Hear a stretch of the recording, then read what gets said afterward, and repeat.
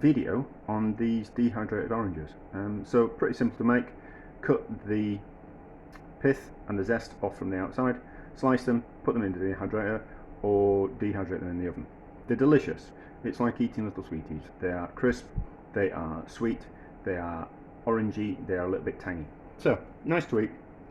I made them out of curiosity because I had them, rather than just juice them and drink them. These are leftover oranges. I was kind of thinking, well, what else can we do with them? And then I put them in some cakes. Mixed results. Putting them in as part of a rich fruit cake works. Putting them just as all of the fruit in a rich fruit cake doesn't work because they're dehydrated, so they want to suck in all the moisture from the cake. So but used as part of a fruit cake, very nice, and you get an orangey tang to the fruit cake. So, but then I was kind of thinking, I was playing around with something else, and I was kind of, well, the problem is that they suck up all the moisture from the cake and dry out the cake. So the problem there obviously is that we're putting too much of a dry ingredient into a wet cake. So I was thinking, well, how can we get around that? And I was thinking, well, we could turn that into a powder and use that powder as part of the cake mixture. So for example, if we've got 5 grams worth of this powder, we take away 5 grams worth of flour from the cake recipe and compensate that way. So I'm baking today, so we might as well have a play around. It's not going to take me much just to make a little bit more cake batter and have a play around. So we don't need that. That can go away. I've pureed up, turned them into a powder, the oranges. So it's that. I've got 2 bits because they're a little bit too much. So we've got that, and it tastes. I've already stuck my finger in it. It tastes delicious. It's really nice. It's like a nicer version of the zest.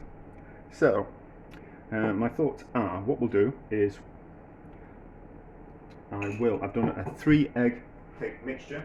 So 3 eggs. I work in ounces when I make cakes because it's 4-4-4-2. So it's 4 ounces of flour, 4 ounces of fat, 4 ounces of sugar, 2 eggs. So I'm doing 3, and it's just dead easy to remember. I couldn't tell you what the ratios are in a cake, although I should be able to, because an egg weighs about between 50 and 55 grams. So it's just double. It doubles the weight, isn't it? So I'm sure it's weight. It's the same weight of eggs as it is flour, as it is butter, as it is sugar. I think I should research that, shouldn't I? Instead of just saying it. So we've got 3 eggs in there, and then we've got, so for the 3 eggs, it's 6 ounces of flour. So there is 5.5 ounces of flour in there, and there is half an ounce of the orange, which is starting to stick together. Actually, it's starting to clump up, so we need to be kind of like fast. So 5.5 ounces and half an ounce worth of the ground up dried dehydrated oranges. I've already done the fat and the eggs in there, so that can go in the flour in there. Make sure we get that extra bit of flour out of there. And then that in there, and then we'll give it a mix in the mixer, because all the blades are already messed up with other cake mixture, so we might as well not create any more washing up, because my life does seem to be just all washing up at some stages. So we'll mix that, we'll put it in a cake tin, and we'll see how we go. But I'll mix it and then we'll taste it, see if we've put enough in or too much in. But either way, I think that's about the right amount. Right, so we've mixed it. I don't know very well because we've got some flour in there. That'll be fine. So let's give it a taste.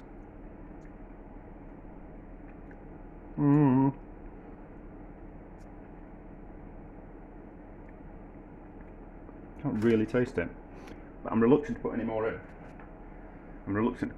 in. So I don't want to overdo it. So, and it's got about, it's about an orange worth of orange. Yeah, so like a medium size, no, a large orange worth of orange has gone into it. So I think that's be about the right kind of ratio. Just be careful with that. And then we'll put it in the oven and we'll bake it. I think the cooking process will bring out more of the flavour. I can certainly smell it. So, but it might be like an alternative to than using zest.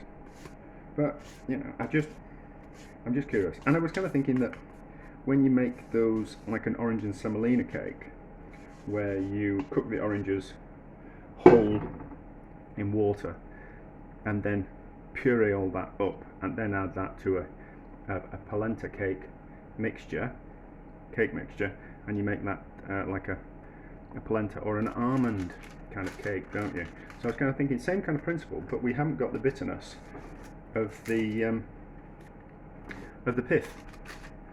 You know, we've just got the orange part of it and a little bit of pith, but not like the really bit, you know, just like the inner pith rather than the white stuff on the outside. So that into the oven, 180, 190 degrees. I'm going to see what it's like when it turns out. It's cooked and it's risen pretty well, and it's kind of caramelised on top. So normally my cakes don't colour like that, but it's caramelised quite well on top. So we'll let it cool, we'll have a look at it, and then it's just starting to sink. But that's because I'm using, I always use cheap flour. So we'll have a look at that when it's done, and then we'll cut into it and see what the taste is like. And I think what we'll do as well is we will saturate it in some syrup. So I did another video where I saturated the cake in syrup and turned it upside down and kind of wanted to get the syrup all the way through it. It kind of worked, but it probably needed a thinner syrup. So I think we'll have another go at that as well. So like a 2 for 1. I think it's cooled. It's actually, of course it's cooled because it's like 24 hours later. But I didn't really fancy any cake when I got in yesterday. So I've left it 24 hours, which will probably make it taste better. Can't smell the orange. Now let's have a look at it.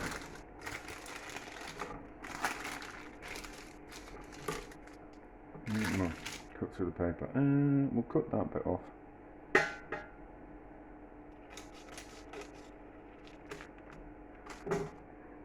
That's alright, mate.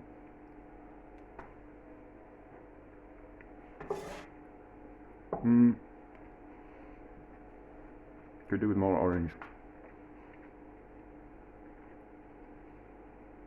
Can't really taste it. A little bit, but not much. So it certainly needs more orange in it. So let's not put that in my mouth when I was going to be talking. So, and also that's what's happened with the rest of the orange. It's gone sticky. So that's kind of quite interesting in itself, isn't it? What does that taste like? I think that's just the moisture, maybe some oils in the orange as well, but it's gone a bit like Play-Doh. What does it taste like? Just a little bit.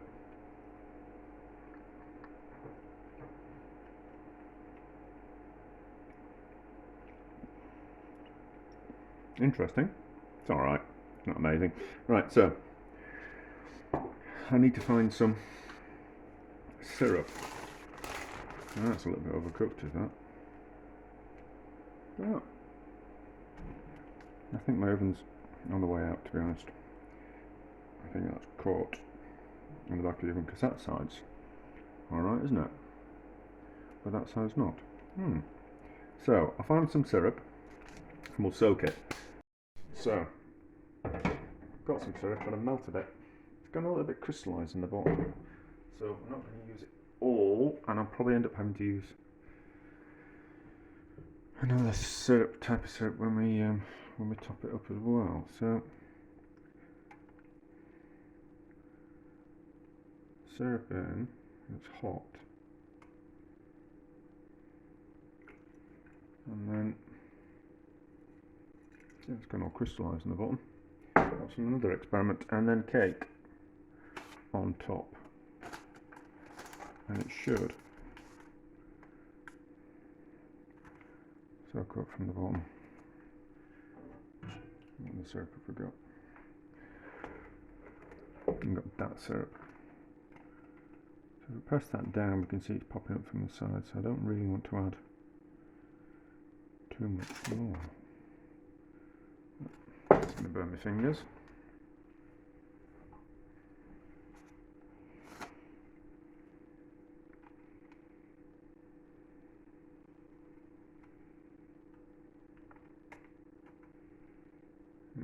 We'll see what happens when it gets completely saturated. So it'll shrink. What will happen is it'll start soaking up that syrup, and then it'll drop further into there. And then we'll top up a bit more and a bit more and a bit more. But the idea is I want it to be completely saturated, like those Turkish desserts, which are just like filo pastry that are completely saturated in syrup. That type of idea. I just want to have a go at something, just as an experiment. There we go. We'll see how that turns out. Okay, it's had 24 hours. Let's have a look. Right, okay, so it's soaked up some syrup all around it, but it's not going to soak up any more to the top. So I've got some more syrup. It's a little bit crystallized at the bottom of the syrup, but we'll just pour this syrup on top and then see what happens. So having those gaps probably is not a good idea. There's a little bit of a gap where I cut the cake, so maybe that's not a good idea. So we'll leave that. I need a cloth. I've got a cloth somewhere. There we go, I've got a cloth. So let's leave that for a little while before we put the cover back on it, and then that'll drop down as the cake soaks up the syrup, and then we'll kind of see if we can add a bit more, but we'll probably end up putting all that in as well, but I don't think we need to see that. We know that the syrup won't stay at that level. The cake will absorb it and the level will go down, so we'll have to put some more on. So you don't need to see that, do you? No. Actually, it's over a minute later and it's already absorbed some of the sponge, of the syrup, so we can pour more on. I wonder if we can, let's put on as much as possible. I just want it to rise up. We'll leave that as is. We've just got that little bit of syrup left. But anyway, there we go.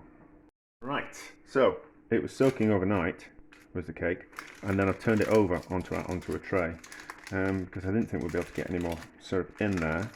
And syrup has poured out of it, which would suggest that we have completely saturated it, and it's now wanting to leak out with the excess syrup. So syrup should be left in it, and the excess has poured out. So that's just going to be a mess, isn't it? There's some syrup on that. What am I going to do with that without creating a mess? I'm just going to leave that there. So, right, how can I do this without making a mess everywhere? So it has, let me see that, completely saturated that cake, which is what I wanted it to do. Is it bulging out a little bit? A little bit. Right, let's cut into it and then we'll have a look. So I think more, no, I won't cut it there, I'll cut it there. I'm going to take it to work and give them at work as an extra. That is saturated, isn't it? Look at that. That's ridiculous. So more syrup will come out of it if we were to leave it, which I might do actually. Leave it until tomorrow morning. But that's absolutely saturated with sugar.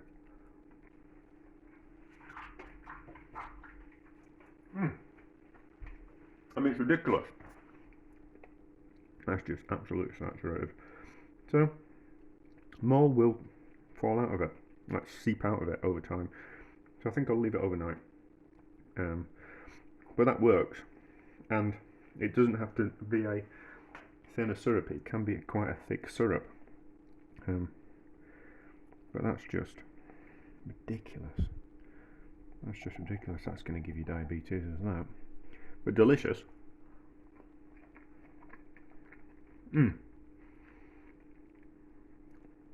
That's just ridiculous. It's really nice. I can't really taste the cake because the syrup that I've used has got quite a strong flavour to it. Not a strong flavour isn't a bad flavour, but like a delicious flavour. I've used lots of different syrups that I've had kicking about, but that works. You've just got to completely saturate it and then probably leave it for a couple of days for all the excess syrup to come out of it. But a experiment well worth doing in my eyes.